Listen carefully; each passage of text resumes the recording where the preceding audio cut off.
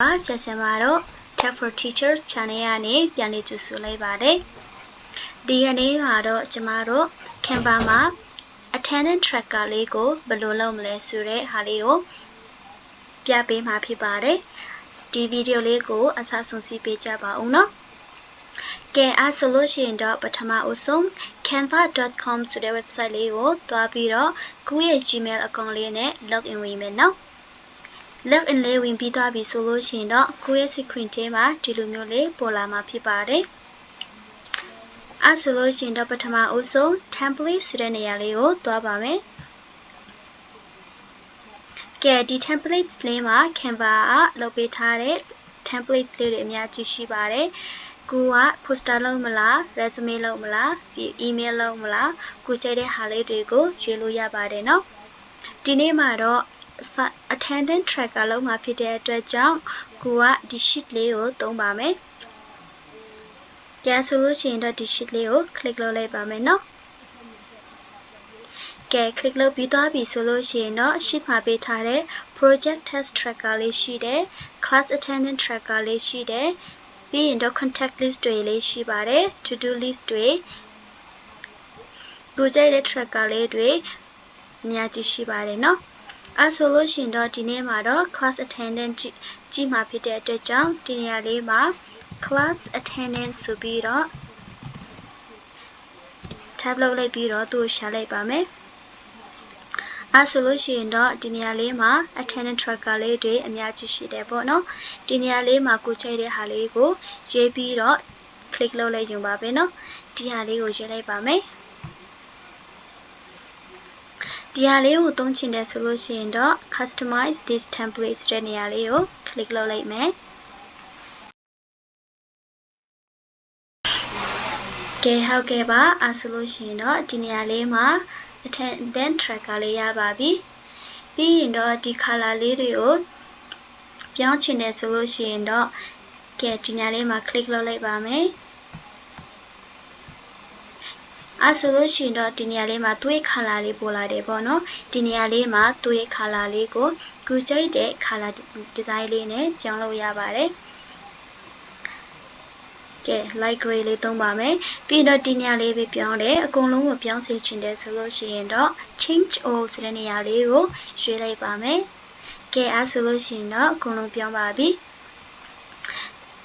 ပြီးရင်ဒီက orange color လေးကိုလေးပြောင်းလိုက်မယ်နော်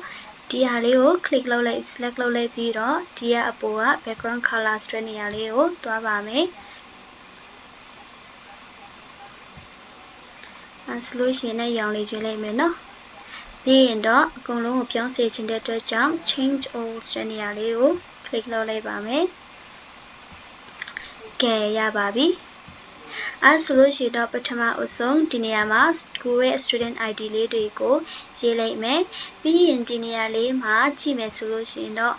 student တွေရဲ့တပ်ပုံလေးရှိတယ်ပေါ့နော်ဒီက student တပ်ပုံလေးတွေကိုပြောင်းချင်တယ်ဆိုလို့ရှိရင်တော့သူ့ကို click လုပ်လိုက်မယ် delete လုပ်လိုက်မယ်နော်ကဲကိုယ့်ရဲ့ student တပ်ပုံလေးကိုထည့်ချင်တယ်ဆိုလို့ရှိရင်အရင်ဆုံးဒီ upload နေရာလေးကိုတွားပါမယ်ကဲဒီ upload လေးမှာ upload file ဆိုပြီးတော့အပေါ်နားလေးမှာဒီနေရာလေးမှာရှိပါတယ်ဒီ upload files လေးကို click လုပ်လိုက်မယ်ဆိုလို့ရှိရင်တော့ကိုယ့်ရဲ့ laptop ထဲမှာရှိတဲ့ကိုယ့်ရဲ့ student တပ်ပုံလေးတွေကိုရွေးပြီးတော့ upload လို့ရပါပြီနော်ဒီနေရာမှာရှိတဲ့ကိုယ့်ရဲ့ student တပ်ပုံလေးတွေကိုရွေးလိုက်မယ်နော်ကဲရပါပြီကိုက edit လုပ်ဆရာမလို့ပဲနဲ့ automatic ဒီလိုမျိုးလေးနဲ့ edit လုပ်လိုက်တယ်ပေါ့နော်အဲဆိုလို့ရှိရင်တော့လုံးဝကိုဆင်ပြေပါတယ်ပြီးရင်ဒီနေရာလေးကိုပြန်ပြီးတော့ delete လုပ်လိုက်မယ်ကဲဒီတိုင်းပဲသူ့ကို click လုပ်လိုက်မယ်ဆိုလို့ရှိရင်တော့ edit ဖို့လိုတယ်အဲဒါကြောင့်ဘယ်လိုလုပ်မလဲဆိုလို့ရှိရင်တော့ဒီနေရာလေးမှာ sheet cells လေးကို select အရင်လုပ်မယ်နော်ပြီးရင်တော့ student ပုံလေးကိုထည့်မယ်ကဲအဲဆိုလို့ရှိရင်တော့ကိုက edit လုပ်ဆရာမလို့ပဲနဲ့ automatic edit ဖြစ်ပြီးသွားပါပြီ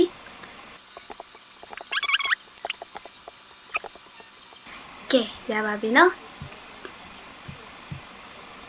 ပြီးရင်နောက်ထပ်တစ်ခု student လေးကိုထည့်ချင်တယ်ဆိုလို့ရှိရင်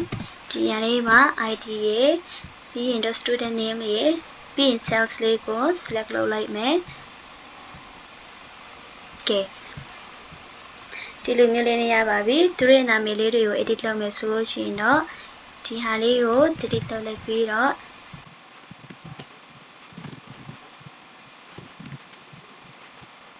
ကဲ student ရဲ့ name လေးတွေကိုလည်းဒီနေရာမှာ edit လုပ်ပြီးပါပြီ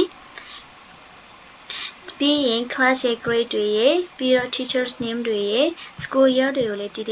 edit လုပ်ချင်တယ်ဆိုလို့ရှိရင်တော့ cells လေးတွေကို select လုပ်ပြီးတော့ကိုကြိုက်တဲ့နှစ်လေးကိုရေးလိုက်ရင်ပါပဲเนาะ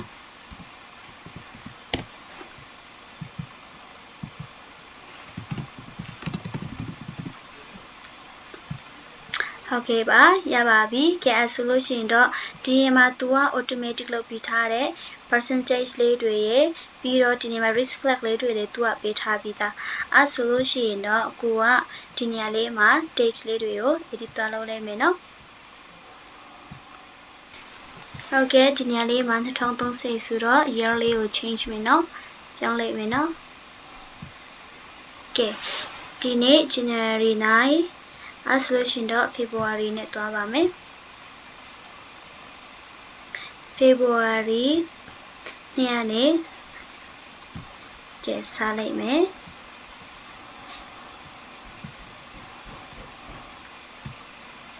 February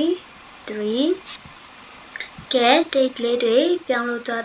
ပြီးပါပြီဒီနေရာလေးမှာထပ်ထည့်ချင်တယ်ဆိုလို့ရှိရင်တော့သူ့ရဲ့ cells လေးကို drag လုပ်လိုက်မယ်နော်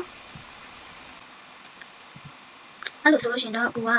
အတစ်ထပ်လုပ်ဆရာမလုပ်ဘဲနဲ့ဒီဟာလေးတွေကို copy paste လုပ်လိုက်ရပါမယ်နော်ကဲဒီနေရာလေးမှာကြောက်သားတစ်လေးထည့်ထားတယ်ဆိုတော့ဒီနေရာလေးတွေမှာ function တွေမရှိဘူးပေါ့နော်အဲ့ဆိုလို့ရှိရင်တော့အပေါ်ကဟာကို drag ဆွဲလိုက်ပါမယ်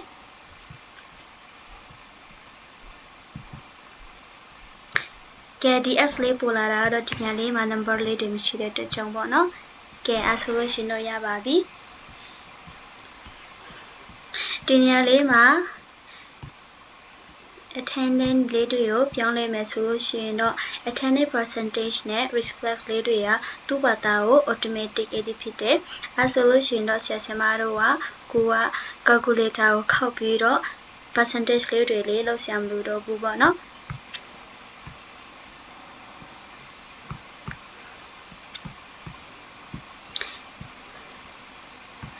ကဲရပါပြီကဲအဲဆိုလို့ရှိရင်တော့